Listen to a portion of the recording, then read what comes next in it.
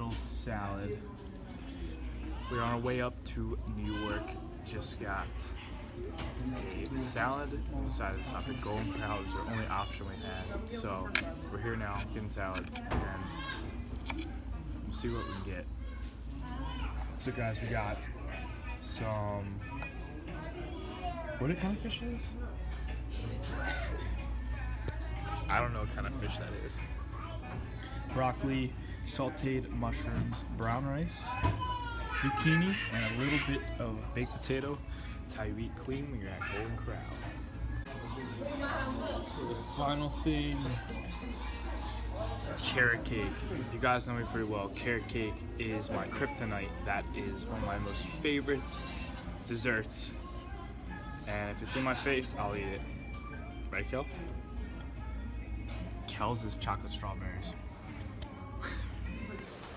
On our way to NYC. Yeah. You excited, Kel? Mm-hmm. Can't wait. Can't wait to speak. So excited to see everyone.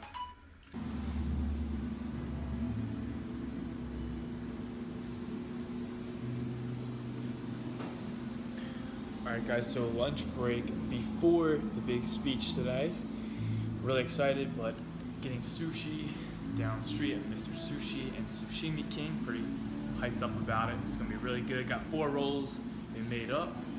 And I got spicy eel, spicy salmon. No, I got eel, spicy salmon, spicy tuna, and that's it. But we're fired up. I'll show you the next clip. We got our good old, is this miso? I don't know. Miso. We got a miso salad split. I don't know. Alright guys, so here is the final product. Woo! Beautiful. Beautiful. Yeah. So we lied. We got a little bit more. Dig in. So I want to keep this really brief, guys. In the next clip, I show you my full-on speech that I did at my mentor seminar. Now take note that 6 months leading up to this, I had no idea I had to do I was going to do this speech. However, in the back of my mind, when I first attended this seminar, prior to this one that I just went to, I had the intention that I would be a speaker on that stage. I would be a speaker delivering my story and telling everyone how I got to where I was to where I am now. So that's one thing to keep in mind when you're listening to this speech, that I give my story, I share my story, and also I just try to stay relatable as possible, but I try to inspire people at the same time. So I hope you guys enjoy the next clip, and thanks for watching so far. But all right. I want to say, first and foremost, thank you guys so much for coming out today. Not just, this means a lot to me, but for AJ as well. I'm so grateful to see everyone in this room. Like I think Erica just said, or someone else said earlier, it was originally 1 room, and now it went to 2 rooms, and now the third seminar, it's 3 rooms. So it's crazy how much it's expanding. I just love it. But I want to go in today kind of to my story, how I really transitioned, why I'm standing right here, right now. I was one of you guys, about 6 months ago, not even, April, I was sitting in the audience saying to myself in my head, like, I'm going to be on the stage in 6 months, no matter what, I'm going to make it happen. And it's just a matter of like belief, but as cliche as that sounds, like I'm going to go into some of the tactical stuff as well. But first and foremost, I want to start off with like a question I want you guys to ask yourself. That is, how would you live differently if this was your last day? And the reason I asked this question, and I'm going to get into the story, is this is a quote I came across, and it was pretty much the catalyst to why I made the transition to changing who I was in the past to why I am, who I am now. So we're going to go into it. So growing up, when I was in high school, about 15 years old, I was I lacked a lot of confidence, honestly. Like, if you had saw me, I was like 105 pounds in high school. I was about 5'4", one of those kids that always got picked on. Like, I just lacked confidence like crazy. I wasn't athletic at all. Like, I could barely like jump. I just wasn't athletic. And what had happened was, I mean, I was one of those kids. I wouldn't say I got necessarily bullied, but I was like one of the last ones that was picked on, in the gym class, one of those people. So that kind of like bothered me, deep down. I felt like there was something about it that just really bothered me. I felt like, I had more in me, I guess is the best way to describe it, right? So over time, in high school actually, I got into the wrong crowd. I got into some legal trouble, and fortunately I was able to escape a lot of stuff, but I was drinking at a young age. We all experiment in high school, but anyway, I was with the wrong crowd. I was with the toxic environment, and I started actually to find friends that were, I guess, quote unquote, non-toxic. They were just more, they were just constructive friends, if you will. And what had happened was we went to the gym. We started working out. They started to push me to go to the gym, and once I went to the gym, it's weird. I within the first month. It's funny how this happens. I started to see results, very faint, but I started to see results in my body. And as we talked about before, when you see results physically, it correlates to emotion. It correlates to from the core. You start to feel better inside, and that's really. I was like, wow, I'm starting to feel more confident. I'm starting to feel more confident, in my own shoes. And I was like, that's motivation right there. That's motivation to the fact that you can simply go to the gym, change your body within a couple weeks, and you start to feel better from the core. That's big right there. So what had happened was I stuck with it, and then right after that I went to college. Then when I went to college, this is where I'm going to tell you in a little bit where I hit my rock bottom. But went to college, was drinking, having a good time like we all do in college. But what had happened was I was in a very toxic relationship with a girl. And what had happened was one night, I was about 19 years old. I got in a fight, got in a really bad fight, verbal fight with this girl. And I stormed out of the apartment complex we were in at the time. I was really drunk. And I punched a glass window. One of those, I don't know if you guys know, those, an exit window, right like that, actually, with the chicken wire right there. I punched that. I lacerated my tendon in my thumb. This is the part where it gets bad. There's a lot of blood. I missed one of my major arteries by half an inch. I would have died in 15 minutes. A lot of people don't know that, but that's something that really struck me. I haven't shared that on video before, or really shared that to a lot of people. I was not proud of that. I was not proud of that at all. And I remember, I lost my license. I ended up getting in. I had all this legal trouble after that, and paid all these fines. And during that time, I was really down. This is where it got really bad. I was so depressed. I lost, everything I achieved with fitness, I lost it. I dropped, I think it was 40 pounds or something. I went back to square one when I first was working out in high school. And man, it was just, I was so down, and I really contemplated if I wanted to live anymore. It was horrible. I hated myself from inside then. And really what switched then was I was like, you know what, I'm gonna get through this. I went on YouTube. I started to come across YouTube channels, and these YouTube channels, I guess I educated myself over time, and things got better. I started to just suck it up, and I hate to say that, but I started to suck it up and kept going. And what had happened then was I surrounded myself with the right people. So we talked about earlier, you are the average of 5 people you spend your time with most. So I started to surround myself with other people that were for who I wanted to be, mentors in that sense. And what had happened was, by surrounding myself with the right people, I started to take the right actions. So I started to take the right actions, and then I ended up getting another relationship after that. And to make a long story short, because I don't want to talk about my story the whole time, but I was in another relationship, super toxic. Girl ended up playing me. So what had happened was, one day I was so mad, and I was going across. We all know this. We all have been in this situation where we're creeping on someone on their Instagram. Probably who do they follow? And I was on this chick's Instagram, right?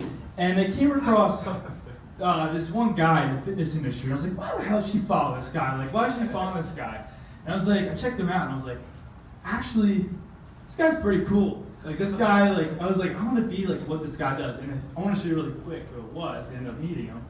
That's actually good. But Mark Fitt. So if you guys know Mark Fitt, he's a big following on not just Instagram, but Facebook, YouTube. He's big within I would say bodybuilding fitness industry. And that was a couple of weeks ago. I got to meet him in Columbus, Ohio, at Lewis Howe's event. But long story short, I know I love saying that, but I met Mark Fitt, and he just, something about, before meeting him, I was like, I want to be this guy. I was like, I want to be this guy. He's really the person I want to become. But obviously I can't emulate him, but I can be my own self. I can be myself and follow kind of his footsteps. So what I did was I just followed what I was doing, and I started to really start my own business at the time. And I want to show you my transformation. That's when I was a big drinker, and I'm laughing at it now. Wow. But yeah, so that's when I was in my my high school, the college days, and that's now. But so as you guys probably know too, so after I ended up breaking up with that second relationship and discovering Mark Fitt, I wanted to start my own fitness business, like I said, and this was the problem. I was doing in-person training, okay? I was working at a gym. I was trying to do online training. What else was I doing? I started to do Uber here and there. So I was basically working 80, 90 hours a week, but doing 4 different things. So I was spreading myself way too thin. And we talked about this earlier. I was making progress in a millimeter, I was going a millimeter in each direction. So I wasn't really going a mile deep, I was going more so a mile wide. And what had happened really, how did I end up making a switch was, I'm going to get to my next rock bottom. So financially, this was my rock bottom. I remember one day, this wasn't too long, before I met AJ, I was at the point where, I had to pay my bills. Obviously, we all have to pay our bills, but I was at the point where I had to go to the ATM. I love this. I had to go to the ATM to pay. I had to cash out to pay a credit card, which the credit card was maxed out. So, kind of backtrack just a bit. I was using a credit card in an ATM machine to get cash out of that credit card to pay off another credit card. That's how fucking broke I was. That's how broke I was. So literally, because I couldn't, I couldn't buy food at one point. I was fortunate enough to live at my parents' place, but I felt bad having to, them having to provide for me then. So I was struggling to pay my bills, student loans, everything like that. But really, what was the catalyst? I said AJ, smiley face. But no, really, we talked about a lot of this stuff today, guys.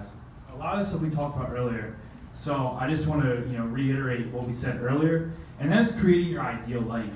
How do you want to live? How do you want to live? Let's say not just ultimately. What's your vision? How do you want to live 5 years from now? Whether it be 10 years from now, 20 years from now.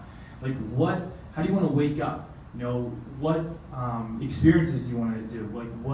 What is your ideal life? And that is so important because when you get crystal clear on what you want, you're so much more likely to go after it versus if you aimlessly try to pursue your goals, that's where you get stuck with that whole position again of doing a million things and getting confused on where to go, what steps to take. So another important thing, and I recommend actually 2 books. I want to recommend for the, getting clear on your vision and also focusing on one thing is reading the book The One Thing by Gary Keller. It's a really good book. It really helps you reverse engineer and go back to what's the most important thing you should be doing right in this present moment, and that's going to lead to the next thing. All we ever have, and AJ talked about this earlier, is the present moment. All we ever have is the present moment. So all the shit that's happened to you in the past, You know, it sucks, but it doesn't matter anymore because all you have is right now. So if you want to, form a better future, you do so by right now in this given moment. Right now, doing something that's congruent with your goals in the future. So like something that's congruent with your ideal life.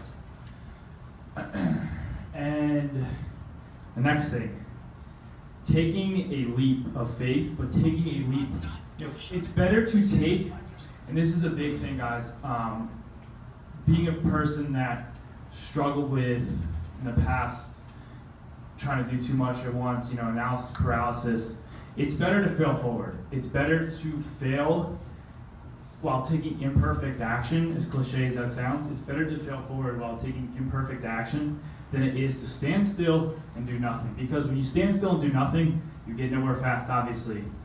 So it's so important to just take action, learn from your mistakes.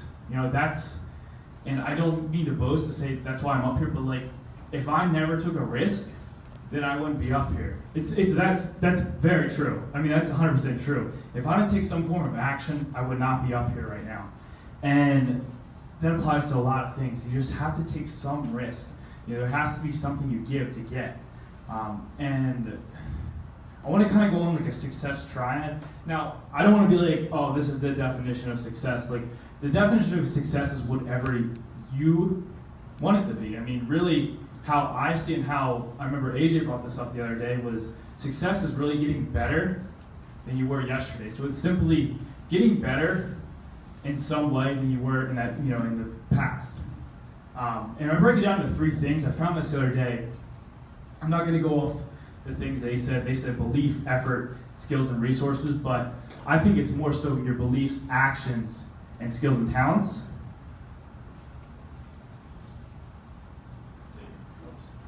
So, I think belief is probably just as important. Actually, it's 80% of results.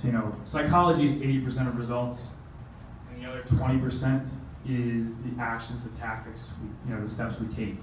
And that, Tony Robbins is famous for that. But there's an old adage as well, or by Confucius, there's an old quote that goes, "Those who think they can and those who think they can't are both usually right." As cliche as that sounds, if you don't believe like you can do something, right then and there, you've already lost. You're stuck in the deep water right there. If you don't believe you can, take action and achieve your goal or your dream, you've already lost. I know that sounds cliche, but it's so important to have some form of belief, because when you have that belief, from the core, what it does to your nervous system, you program your nervous system to go after that goal. So 20% is, obviously the how. So we talked about today what's really big. You guys, I don't want to touch on this one more time, this is something you guys, if you haven't already, please write it down. The why, I can't stress how important the why is. I know Ashley talked about it earlier. A couple other people talked about it, but the why, AJ had a really compelling why. He nearly died. Like, that is, you have to have a why, because inevitably there are going to be times like you don't want to, you're not going to want to maybe get up, or life's going to throw some curveball at you. Like, inevitably there always is something that comes up, but if you don't have a big enough why, it's going to hold you down. But if you have something big, something that's going to rather push you, then you try to fight it, and you try to rely on willpower, then it's not going to work out. So you have to have something that's compelling, something that's a compelling enough reason to go after your dream.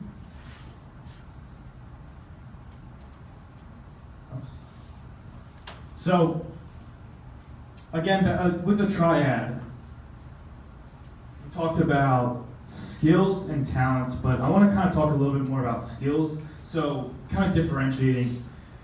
Skills are something you acquire, talents are something that you're born with. I want to focus on skills, but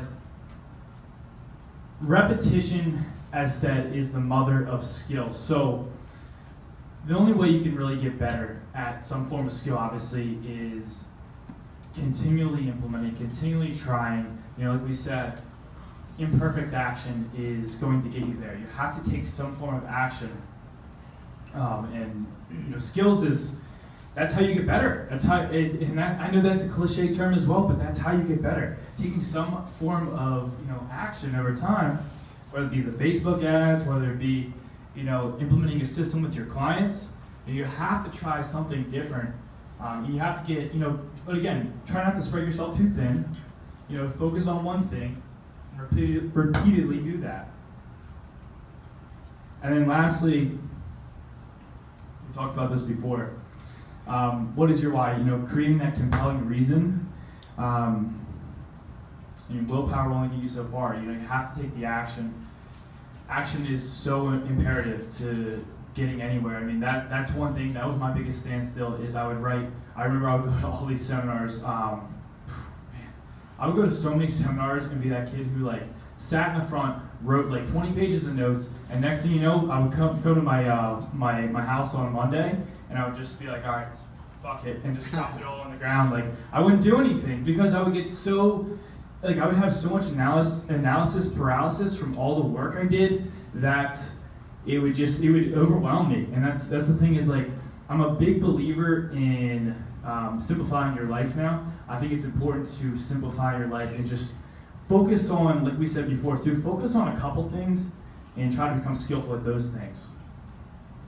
So just to recap, AJ's the shit. Second, creating your ideal life. So creating your ideal life, you know, creating that vision, creating something that is going to drive you to really, you know, become your best self, become the highest level of you emotionally, spiritually, and physically, and, you know, living in that present moment. Because when you live in that present moment, what happens is, you know, you eliminate, you relinquish, you know, the whole past, and you don't focus on, you know, the future. You don't angst about the future. You don't angst about, you know, what's going to happen next. You're fully present. You're immersed in that moment, and that's how we should live, you know. And that's what's going to bring us to that destination we want to be at. And then also is failing forward. Like I said, you want to fail forward rather than taking or worrying too much about how am I get this done, how am I going to do that. You want to take improper action. So belief, skills, actions is a success. And one final question to, you know, wrap it all up again is, how would you live differently if this was your last day? Thank you, guys. Yeah! All right, guys, so we are in New York, in Queens right now, going to get a celebration dinner at, what is it? Can you say it? I can't say it. Papizio. Right there, Italian restaurant. Looks really good. Drinks looked good, so take you through it. But I'm super grateful for today. Just so fired up. It was such a great speech, and I want to enjoy this night, so. What? I was just getting a video.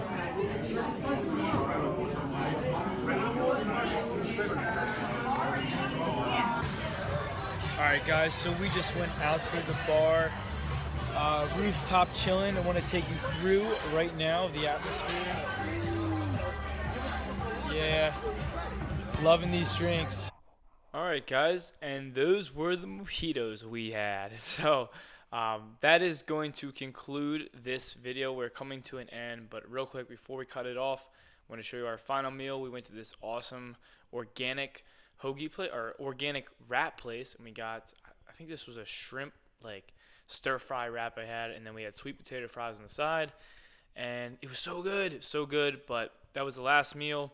And then we partied with the seminar people at the very end, this last clip. But thank you so much for watching, guys. I'm going to go to the next clip, and take care. All right, after party at AJ's event. We are at No Nos. Cheers. No I got my drink. No No. The place is called No Nos.